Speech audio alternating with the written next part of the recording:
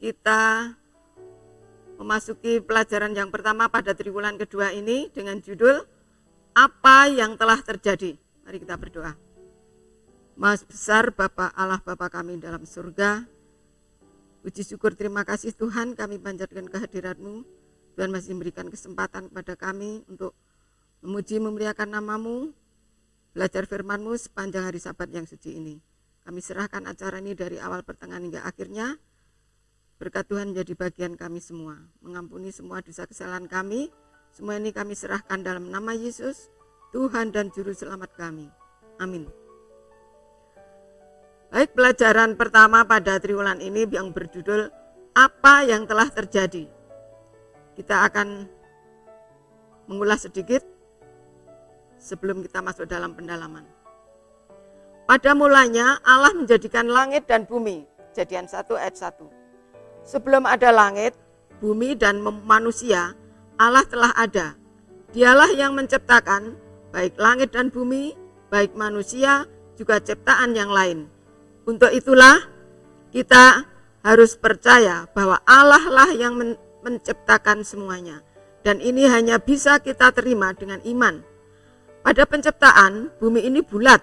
Manusia telah bisa membuktikan, yaitu Columbus pada waktu perjalanan pertama kali ke Amerika. Bahkan Allah ketika menciptakan manusia, mereka menciptakan seperti gambar Allah dalam segala keadaannya. Tetapi, kenapa ada oknum yang mengatakan bahwa bumi ini disangga oleh kura-kura? Luar biasa. Menurut gambar pencipta kita, Allah menjadikan manusia istimewa. Menurut gambarnya, dengan tujuan untuk bersatu dengan Allah di dalam segala hal. Bahkan sifatnya, supaya bisa menyampaikan sifat dan karakter Allah kepada dunia.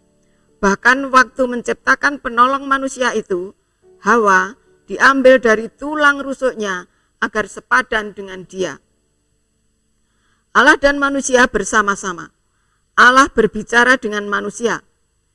Dia mengajar, memerintah, menunjukkan kepada manusia apa yang harus dilakukan. Dan Allah menugaskan manusia untuk menguasai seluruh ciptaan. Manusia diberi akal dan pikiran, bahkan kebebasan memilih, tidak seperti kepada ciptaan yang lain. Hubungan antara Adam dan Hawa menggambarkan hubungan Allah dan manusia. Betapa intinya mereka, itulah rencana Allah di dalam menciptakan manusia. Pada pohon itu, sebagai ujian iman, manusia diberikan nasihat satu saja. Jangan makan buah pengetahuan baik dan jahat. Namun manusia melanggar perintah dan tidak percaya kepada Tuhan. Sebagai akibatnya, hubungan yang baik dengan Tuhan terputus dan menjadikan penderitaan kepada segala zaman bagi manusia. Padahal manusia tahu siapa pencipta mereka, pemelihara, dan yang memenuhi segala keperluan mereka.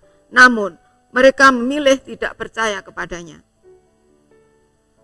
Merusak hubungan, bukti bahwa semua itu hasil pilihan kita.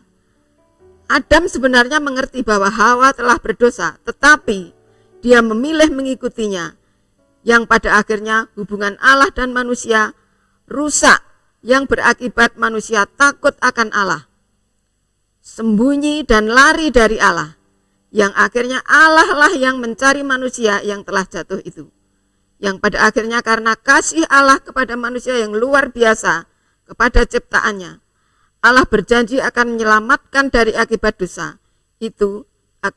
Akibat dosa itu yaitu Mesias akan datang ke dunia untuk menyelamatkan umat manusia. Inilah sedikit ulasan pelajaran pada hari-hari yang lalu, dan di dalam pendalaman kitab suci sebenarnya sudah berlimpah dengan panggilan kepada orang-orang berdosa yang murtad.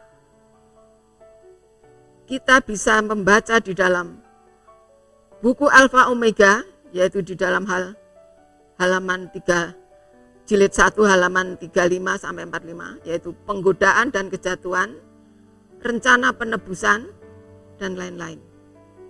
Ada sebuah Injil yang saya pikir dalam tiga kata ilahi saat kata-kata itu menembus bagian yang lebat dari semak belukar dan mencapai telinga para pelarian yang sedang diisi. Apakah kata-kata itu? Di manakah engkau? Allahmu tidak rela kehilangan kita semua. Dia datang untuk mencari kita semua. Akhirnya sama seperti caranya datang dalam pribadi anaknya.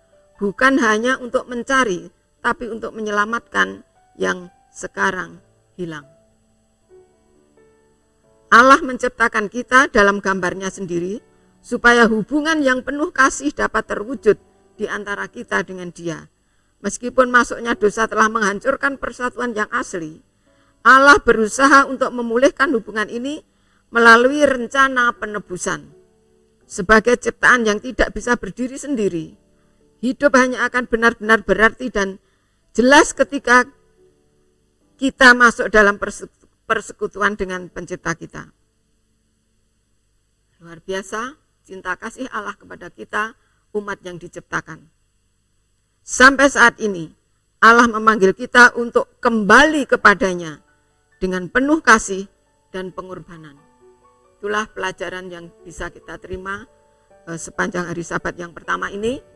Biarlah kita tetap percaya, mengasihi, dan menghormati Tuhan seperti halnya rencana Tuhan yang pertama kali pada waktu Dia menciptakan kita semua. Tuhan rindu kita tetap bersama-sama dengan Dia, namun dosa memisahkan kita dengan Allah. Untuk itulah sebagai renungan kita tetap akan merenungkan bahwa Tuhanlah pencipta kita, pemelihara kita, penebus kita, sehingga kita tetap bisa berada bersama-sama dengan Allah sampai pada kekekalan. Tuhan memberkati kita semua. Amin.